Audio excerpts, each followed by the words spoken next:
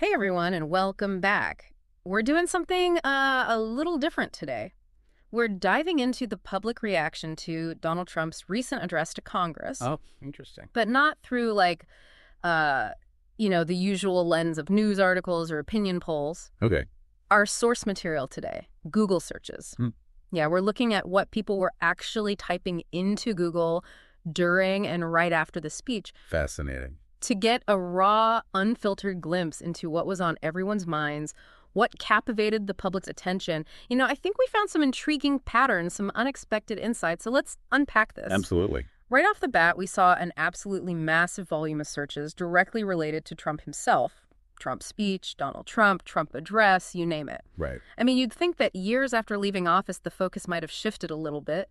But these searches really suggest he still holds a powerful grip on the public consciousness. What do you think? Well, yeah, I mean, this volume is really significant, even considering his name recognition.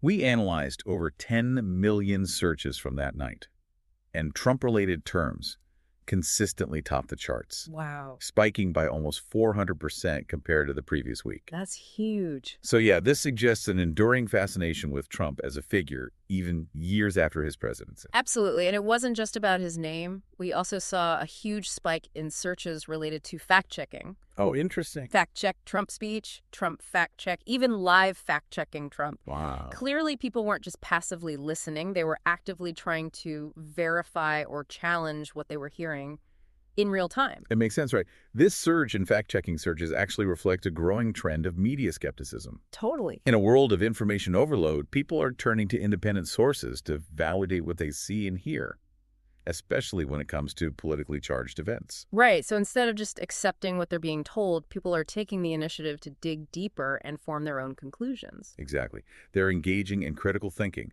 which is essential in today's complex media landscape. I love that. Now, moving from these broader themes, let's look at some specific content curiosities that emerged from the search data. Yeah, some of these were really interesting. Absolutely. One that stood out was, what is woke? Woke meaning. Trump used this term quite a bit during his address, but it seems like a portion of the audience wasn't entirely familiar with it. Right. This could point to a few things. Maybe it's a generational divide, with younger viewers being more familiar with the term than older generations. Right. Or it could reflect a shift in political language that some people found jarring or confusing. It's a good reminder that even seemingly common terms can have different meanings and interpretations, right, across various groups. Absolutely. And it highlights how language can be used strategically to appeal to certain demographics or even to create division. Oh, for sure. We also noticed a bunch of searches for specific individuals: Nancy Pelosi, Hakeem Jeffries, Rosa DeLauro, all prominent figures in Congress, some known to oppose Trump.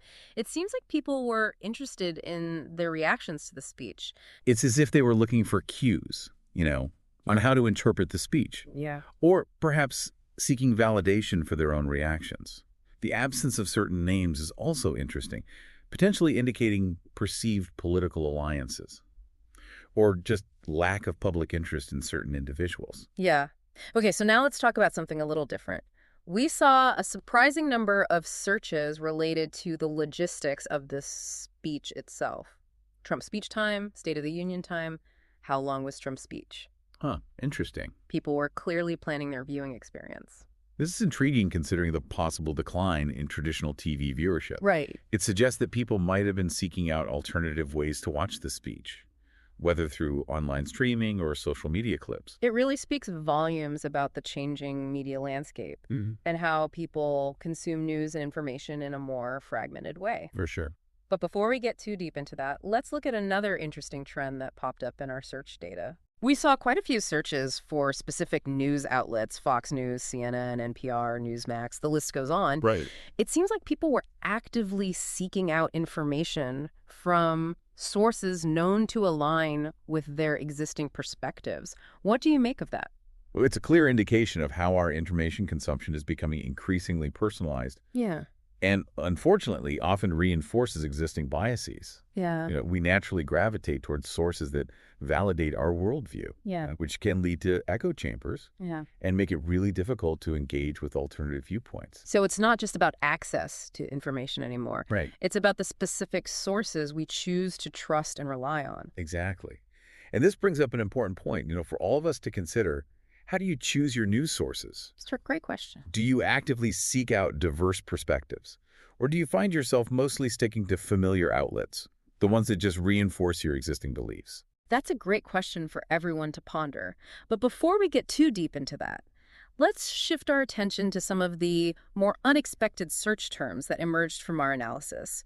These were less frequent, but they offer some fascinating insights into specific policy points that resonated with certain viewers. Yes, these unexpected nuggets, as you call them, can reveal a lot.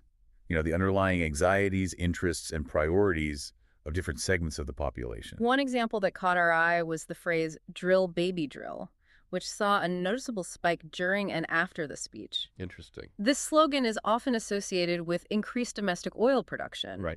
And it suggests that energy policy and economic concerns were on the minds of some viewers. It's fascinating to consider why this particular topic resonated and how it might connect to broader anxieties, about things like inflation, energy independence, and the environment. Right. And then we have searches like Trump Social Security, which suggests concerns about the future of social safety net programs under a potential second Trump term. This highlights how specific policy pronouncements can have a big impact. Yeah. Even those delivered in passing, they can trigger a wave of anxiety and information-seeking behavior among certain demographics. Absolutely. And it's a reminder that even in a politically charged environment, people are still deeply concerned about practical, everyday issues. The ones that directly affect their lives? Now, in addition to these policy-related searches, we also saw a cluster of searches hinting at potential drama during the address itself. Things like who was just removed from the State of the Union or who just got escorted out. Yes. These searches suggest that something happened during the speech, something viewers found noteworthy enough to immediately Google. But the searches themselves don't tell us what actually happened. Exactly. And that's where the need for critical thinking becomes even more crucial. Right. It's easy to get caught up in speculation and rumors, especially in the fast-paced world of online media. But we need to be careful not to jump to conclusions or accept every headline at face value. So let's dive into how we can navigate this information landscape effectively and avoid falling prey to misinformation. It's like being a detective. Oh, I like that. In a way. Yeah. Gathering clues, evaluating evidence. Right. And trying to piece together the most accurate picture possible. I love that analogy. And just like a good detective, we have to be aware of our own biases. Oh, absolutely. Right. Those preconceived notions that we bring to the table Yeah. can really cloud our judgment. Definitely. Especially when we're dealing with something as emotionally charged as politics. Absolutely. Yeah. We all have biases, whether we're conscious of them or not. And it's crucial to acknowledge those biases and try to mitigate their influence, on how we process information. It's tough, though. It is. Our brains are naturally wired to seek out information that confirms what we already believe, even if it means overlooking or dismissing evidence that challenges our views. That's true. Yeah. But it's not impossible to break out of that pattern. Yeah. It takes effort and a willingness to challenge our own assumptions. One helpful strategy is to actively seek out viewpoints that differ from our own. I like that. Expose ourselves to different perspectives, even if they make us uncomfortable. It's about expanding our understanding, not necessarily changing our minds. That's a good point. It's so interesting how we've been talking about this in the context of politics. But it really applies to all areas of our lives. It does. Doesn't it? From the news we consume to the relationships we form, we're constantly filtering information through our own unique set of biases. It's a great point. It highlights the importance of self-awareness and critical thinking in all aspects of life. Recognizing our biases is the first step toward becoming more open-minded and objective in our decision-making. So beyond fact-checking, seeking diverse perspectives, and being aware of our biases, what other advice would you give to our listeners? The ones who want to be more informed and engaged citizens in this digital age. Well, I would say be curious. Don't be afraid to ask questions, to challenge the status quo, to dig deeper into the issues that matter to you. Yeah. And just as importantly, don't be afraid to change your mind. When presented with new evidence or well-reasoned argument, flexibility and a willingness to learn are hallmarks of a critical thinker. Those are such great points. Curiosity and open-mindedness are so essential for growth and understanding. And I would add, be patient. Forming informed opinions takes time and effort. Don't expect to have all the answers right away. Nope. Be willing to grapple with complex issues, to sit with discomfort, and to engage in respectful dialogue with those who hold different views.